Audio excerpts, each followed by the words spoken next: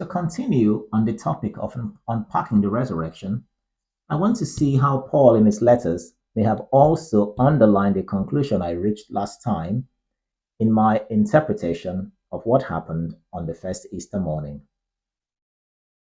Hello and welcome to Faith in Logic, where we look at historical and theological questions using a purely philosophical analysis. So last time I concluded that Jesus' body had been moved from the tomb or the site where it had been laid, and the guards had not been able to account for it.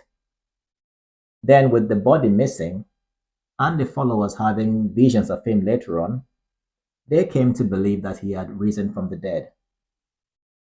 But one may protest that it was no mere vision the apostles received.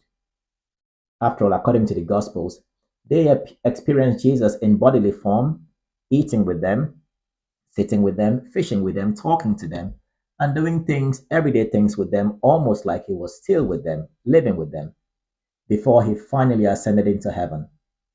However, we need to remember that the Gospels were written later than Paul's letters, and the writers had more time in varying proportions depending on when they wrote their Gospels to devote to how they told the Jesus story. For instance, Mark, the first Gospel, did not even have post-resurrection appearances in its earliest manuscripts, but the later Gospels did. So why was this? Why did Mark omit what the later Gospels then added? Or we might say they improved upon Mark's narrative. So for this video, let's just go and look at what Paul wrote. In 1 Corinthians 15, 3-5, Paul writes that Jesus rose from the dead according to the scriptures. And then Paul proceeds to list post-resurrection appearances, beginning with Peter, down to James, and Paul says, last of all, he appeared to me. Now, we are all familiar with the scene of Jesus' apparition to Paul. We know it was of a non-earthly Jesus, an unembodied Jesus. And yet Paul equates the appearance of Jesus to the apostles with the appearance of Jesus to himself, in quality and without distinction. In fact, Paul relies on these appearances to lay claim to the title of apostle. Does this not suggest that this was all it was for the apostles? That they received apparitions also of an unembodied and a non-earthly Jesus as well? If it was as different as the Gospels bear out, would Paul not have said, why should we doubt Paul and believe the Gospels? Now, some people may say Paul is only saying this to indeed justify why he should be seen as an apostle, and not because he received exactly the same quality of appearance of Jesus as the apostles did. Some may even go further to suggest Paul simply said Jesus appeared to the apostles, which he did, but he did not describe in detail what the apparition scene looked like. And this does not mean at all that all the appearances for the apostles and for Paul would have been the same. Now, this is a valid point, I agree.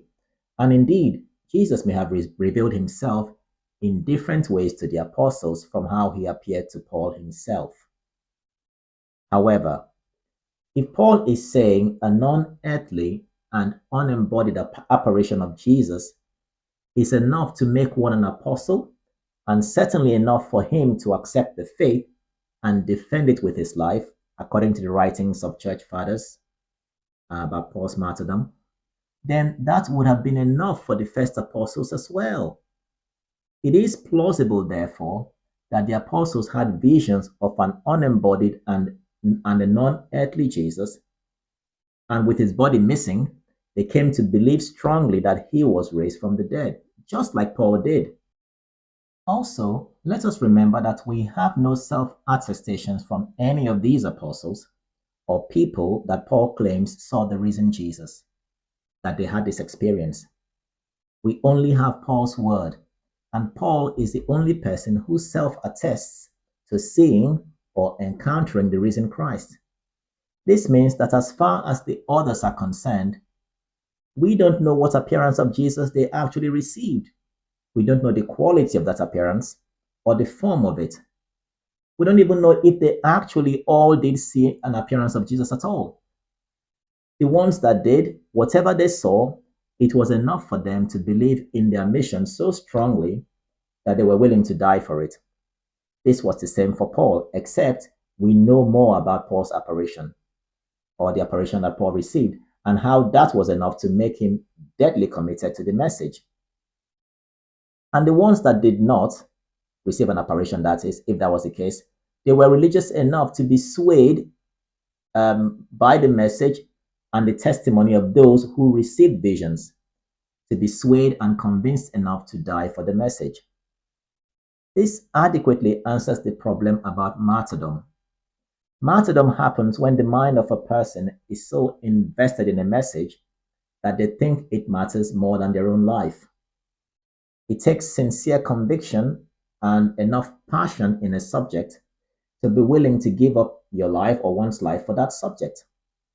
For the apostles, either on the strength of their own or someone else's vision and the missing body, they had come to this strong belief in the resurrection, and they were now convinced of their own resurrection, that it was going to happen in the future. They were convinced that the end of the world was near, that believers who died would be raised up like Christ, and that not all of them would even die before Christ returned.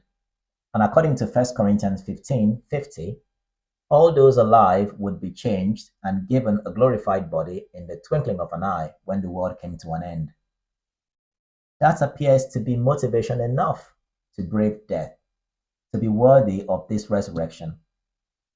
They would not be braving death for a lie as suggested by some people. No, they would have been braving death for something they sincerely believed was true, which is not enough to make it so.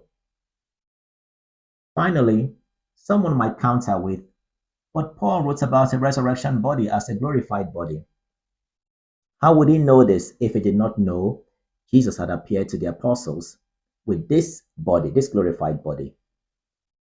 Well, what Paul wrote is something that can easily be the product of philosophical analysis, which, by the way, Paul was very good at, and we see this in how he lays out his doctrines in Romans. If Jesus' body is missing and he rose from the dead, as they all believe, then he does have his body still. Paul can easily go from there to work out what this body would be like. In fact, it is very likely and makes sense that the gospel writers used Paul's narrative instead on this glorified body to fashion the stories of Jesus appearing to the apostles after death and appearing to the apostles in this glorified body, adding to it such attributes as walking through doors, eating, and so on, and vanishing in their sight. So, by reading Paul, who equates the apparitions of the risen Jesus that he received with the ones the apostles received, and with no self-attestations by any of the apostles to seeing the risen Christ, and by seeing the development of the post-resurrection accounts in the Gospels over time, I have enough reason to conclude that the apostles may not have seen Jesus alive after he died, except by some unembodied and a non-earthly vision like Paul had, and not like described in the Gospels. Also, I conclude that this was enough, especially with the missing body unaccounted for. This was enough, like it was for Paul, to believe so strongly in the resurrection that they were willing to die for it. And that the gospel writers may have later created post-resurrection scenes using Paul's teaching on glorified resurrected bodies for inspiration. As always, it's faith and logic. Thanks for watching.